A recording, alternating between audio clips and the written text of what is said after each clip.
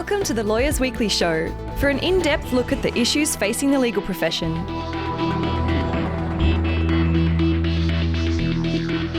Hello everyone and welcome to another episode of the Lawyers Weekly Show. My name's Jerome Doraisamy. I'm coming to you today from Camaragal Land in Sydney, and I'm very pleased to be joined for this conversation by a return guest. Michael Byrnes is a partner at Swaab. He works in employment law. Michael, welcome back. Thank you, Jerome. Good to be here. Today we are going to be talking about the employment and workplace relations implications arising from Valentine's Day. We are recording this 2 days before Valentine's Day, and it also offers a nice reminder to me to ensure that I pick up some flowers for my wife. And not from a service station, Jerome. No, That certainly find not. favour, I suspect. No, there's a really good florist here in North Sydney that I like, and they have served me well in the past. That's good. Yeah. It's good to hear. Now, Michael recently posted a blog on the Swaab website pertaining to Valentine's Day. It was a 2026 edition of your Valentine's Day post, and if you'll indulge me, Michael, I want to read a little passage from that post. Valentine's Day may appear harmless, but in workplaces it can create legal and cultural risks. Even well-meant romantic gestures can be unwelcome and potentially constitute sexual harassment or contribute to a hostile environment under the Sex Discrimination Act. With employers now carrying positive duties to prevent such conduct, the tradition of the day doesn't override workplace policies or legal obligations. Now, Michael, as a starting point to this conversation, I wanted to ask why you felt the need to put pen to paper in doing this blog post. Are you observing or have you observed in years gone by a prevalence of inappropriate behaviour or unwelcome conduct at this particular time of year? There have been some stories in relation to that. The catalyst was a few years ago, college campuses in the United States were establishing rules for conduct on Valentine's Day because they saw some conduct that they considered to be unsatisfactory or unhealthy among college students. And so it brought to mind for me what happens in the workplace. So you've got this cultural tradition, and the cultural tradition is it's a day where you're given latitude or license to express your romantic feelings. But what happens if people take that attitude, that mentality, which is mostly either harmless or actually very positive, but what happens if people take that into the workplace? And this notion that some people might have, particularly younger people, but this notion that some people might have that it's some sort of free pass in terms of the usual rules relating to sexual harassment and conduct in the workplace. So I wanted to explore that further, this idea of a cultural tradition and the way that intersects with rules in the workplace. And of course, Valentine's Day is prevalent. It's ubiquitous. It's in almost all environments. And so the workplace is no different. So there have been some issues that have arisen in workplaces. I wouldn't say that it is all that common that I get instructions relating to a Valentine's Day incident, but there have been such incidents. And it's I think, an interesting issue to ponder, this whole idea of a cultural tradition and how that intersects with the workplace. A bit like, for instance, the Secret Santa or Kris Kringle later in the year, or Christmas parties later in the year. I think it's worthy of some consideration. Yeah, and I guess to your point, there are cultural traditions and cultural traditions. I mean, no one is necessarily going to be too offended by Shrove Tuesday, which is also coming up. Indeed. There aren't necessarily going to be inappropriate advances pertaining to Shrove Tuesday. I wouldn't have thought so. But with Valentine's Day, the scope or potential for... is absolutely there. Yeah. Yes. And so this college in the United States, or college campuses in the United States, established rules in relation to Valentine's Day because they were concerned about some of the conduct that was being observed. Now, of course, there were critics of that. Some said it's political correctness gone mad, nanny state stuff. But they established those rules. And so it brings to the fore whether similar rules should be established in workplaces, particularly given in recent years, and I know you made reference earlier to this being the 2026 edition of the Valentine's Day article, and it's an article I update every year to take account of new developments in the law and new cultural developments that have occurred in the previous 12 months. But particularly given now the positive duty that employers have to eliminate sexual harassment and hostile work environments on the basis of sex, workplaces, employers rather, need to take reasonable and proportionate steps to eliminate conduct including sexual harassment or hostile work environments on the basis of sex in the workplace. So query then whether the sexual harassment policy and by extension the training in that policy should actually make reference to Valentine's Day. I haven't seen any policies that do, mind you, and that's not a criticism, it's merely an observation. But query whether maybe they should make reference, albeit brief reference, but some reference to Valentine's Day. I can see a scenario where something happens related to Valentine's Day in the workplace and a judge in, say, the Federal Circuit Court or Federal Court is looking at the sexual harassment policy and they really do parse the language, examine the language of these policies very closely, sometimes in a rather abstract way, technical way, rather than a practical way with respect, but nevertheless looking at it very closely and saying, well, you know, Valentine's Day is a cultural tradition. There are certain things that occur on Valentine's Day. There was a foreseeable intersection between what happens on Valentine's Day and sexual harassment or potentially hostile work environment on the basis of sex. There's a lacuna or a gap in the policy. Why wasn't it addressed? I could imagine a situation like that arising. I don't think it's entirely far-fetched. We're chatting with Michael Byrnes, and we'll be back with more right after this. Michael, you've raised a really interesting point there about the need or otherwise to make specific reference to cultural traditions like Valentine's Day. And I'm curious to know whether you think it is necessary to do that, because if there is an incident or some moment of unwanted conduct or communication, whether having a specific clause or condition in the workplace policy might help, I guess, provide businesses with a justification for any kind of punishment or termination if an employee was to say, well, it's Valentine's Day, it's a cultural tradition, so the rules don't necessarily apply today. So there's two aspects to that, Jerome. The first is it may help in arguing that the employer has taken reasonable and proportionate steps to eliminate sexual harassment in the workplace. So it's just another thing that they can point to, a reference they can point to show that they took reasonable and proportionate steps in relation to potential liability under the Sex Discrimination Act. So that's the first element. The second element or aspect relates to termination of the employment of the employee, if that's what happens, if that's what flows.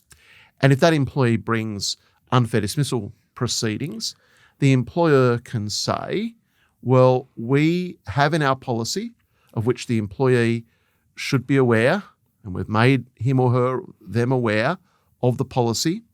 The policy has in it a specific reference to Valentine's Day, and that Valentine's Day is not a get-out-of-jail-free card, doesn't give you a license to ignore the usual rules in relation to sexual harassment that include unwelcome conduct of a sexual nature, an unwelcome sexual advance. And those things don't need to be necessarily aggressive or abusive or physical. They can still be comments or invitations for dates or the like, that can constitute sexual harassment. And they are the sorts of things that could potentially arise on Valentine's Day. If you have someone who says, well, or thinks to themselves, this is Valentine's Day, I really like this person in the workplace, and that happens all the time, of course, human nature being what it is. I really like this person in the workplace. Today's the day I'm going to ask them out, or I'm going to express my feelings for them. And surely, of all days, today is the day when I'll be allowed to do it. I'll have license to do it. And of course, that assumption is just wrong. Yeah. So I suppose you could also then make an argument that given the new positive duties that businesses have, that it is maybe even incumbent upon businesses to be proactive here and to ensure that when it comes to cultural traditions like this, that they have taken every precaution to avoid any incidences. Indeed, and that's why it's important that they be able to demonstrate that they've taken the reasonable and proportionate steps. And arguably, and it hasn't been commonly adopted, and reasonable minds can come to a different view on this, but arguably there should be a specific reference to Valentine's Day in sexual harassment policies so that can just be covered off. That can be tied off, that particular aspect. Another element of this too, Jerome, is it is probably, and this might be very unfortunate, and a sad reflection of modern times, but I'll leave the social commentary for others. It is probably not prudent to have Valentine's Day celebrations in the workplace unless they're relatively innocuous or benign. You do need to be careful about that. And certainly a workplace encouraging staff to send little gifts to each other, romantic messages and the like, that certainly is not something that should occur in the modern environment, having regard to sexual discrimination, sexual harassment obligations. Bearing in mind also one of the reforms in recent years is the prohibition on a hostile work environment on the grounds of sex. And again, employers have an obligation to take steps to ensure that such an environment doesn't arise. And that's more about, it's not so much one-on-one as sexual harassment is, it's more about the creation of an environment that is humiliating, intimidating, or offensive to a person on the grounds of sex. So I understand the argument for proactively including such a clause in one's workplace policy, but does one also run the risk of infantilising their staff or assuming that all reasonableness will be thrown out the window on a certain day in the calendar year, that staff will suddenly become inappropriate or aggressive or make these unwanted advances? Is it potentially going too far? Well, one might argue that argument applies, or that principle applies to sexual harassment policies generally. Why do we need them? Is that not infantilising or patronising or condescending to staff? Surely staff, as a matter of common sense, common decency, know how to behave. But that's not the practical or legal reality. And so sexual harassment policies have an important role to play, indeed a fundamental, vital role to play in relation to or enabling employers to discharge their obligations under Sex Discrimination Act and other discrimination legislation, state-based legislation. So the same argument could apply to sexual harassment policies generally. Now, some might say it perhaps is going a bit overboard. It's a little bit gratuitous to be specifically referencing Valentine's Day, and I think there's a reasonable argument for that. As I said earlier, reasonable minds could disagree as to whether you need a specific reference to Valentine's Day, and I think it's quite rare that such reference is made. But nevertheless, I can see an argument or a case for it. I don't see any harm that arises from it, and it does just specifically address this risk, and maybe it's a theoretical risk, but this risk that certainly college campuses in the United States have identified in relation to conduct on Valentine's Day. Maybe it is infantilising staff, but It's just another risk management measure.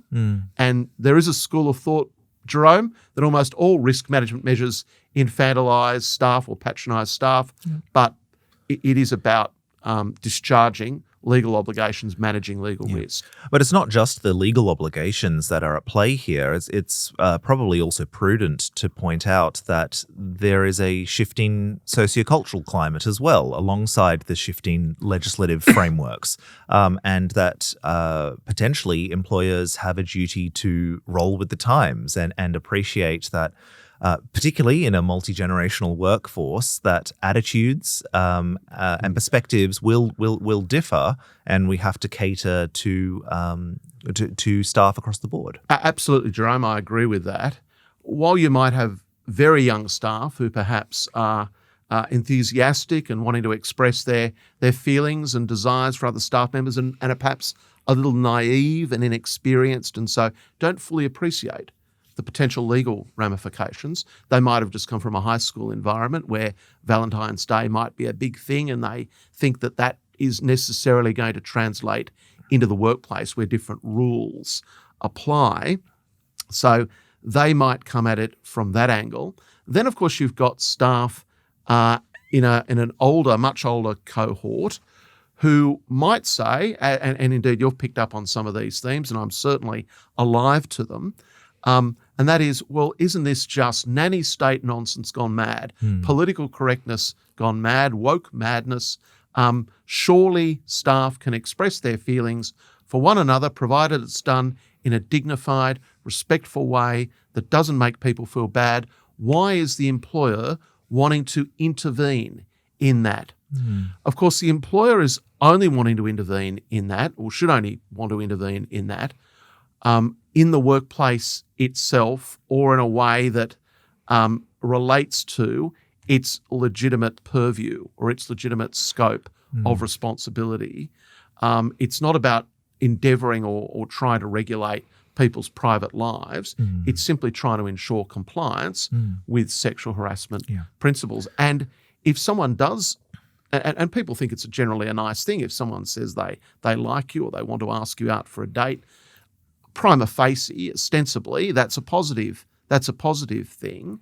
But of course, it can be construed as an unwelcome sexual advance or unwelcome sexual conduct, and it could lead to someone being humiliated, intimidated, offended, which is the test, whether the conduct could be anticipated. A reasonable person could anticipate it having that impact.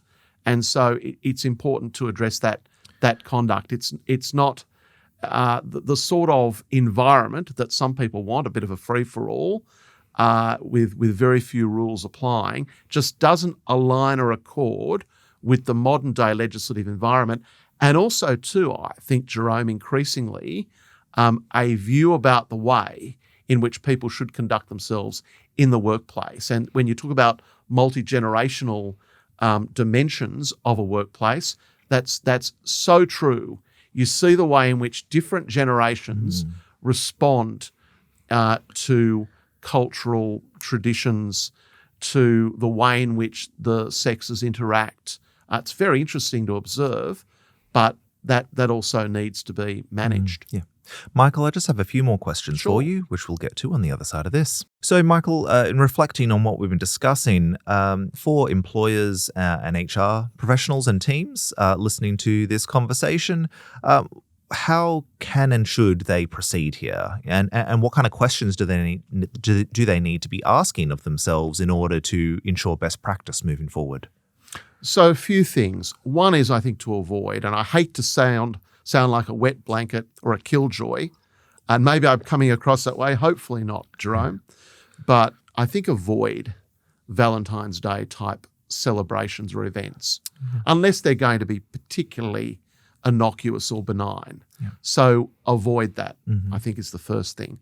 The second thing is just ensure that if you think there is going to be a problem, if you think some staff might see it as a license or a get-out-of-jail-free card to do what they want, do things they wouldn't ordinarily do in this territory, in this area, then perhaps either keep an eye on the situation, maybe send out an email, maybe look at adjusting the policy and ensuring that the training addresses this aspect of the policy in respect to Valentine's Day. Just keep an eye on things, monitor things. You don't need to be heavy-handed about it. And again, no one wants to come across as the killjoy or the sort of the Valentine's Day Grinch, if there is an equivalent of that. There is something like that, someone like that. But nevertheless, just keep an eye on things and remind staff who might need reminding that it's a day like any other.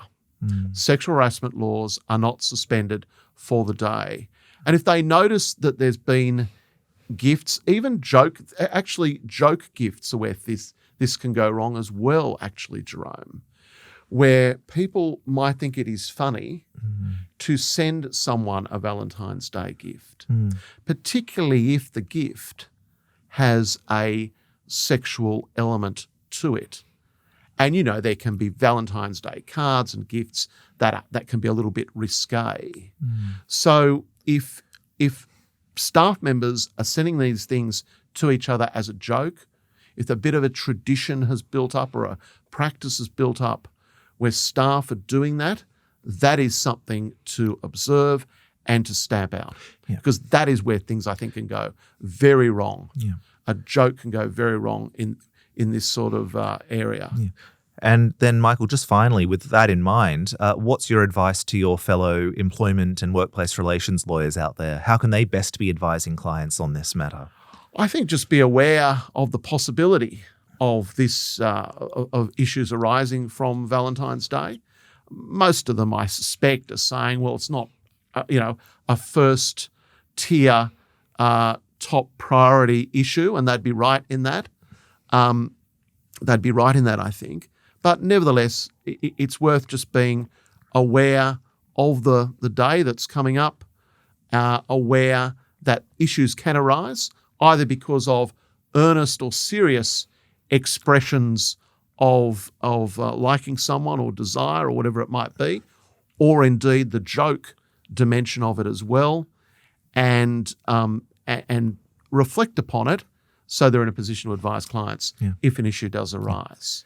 Michael Byrnes, thank you so much for coming back on the show. Thanks for the invitation, Jerome. And thank you to the listener for tuning in. If you enjoyed this episode, please give us a rating and review on whatever platform you use to listen to podcasts, as it'll help other lawyers discover and enjoy this show. And if you've got ideas for other episodes we can run, please get in touch at editor@lawyersweekly.com.au. You can also reach us on social media. See you again next time.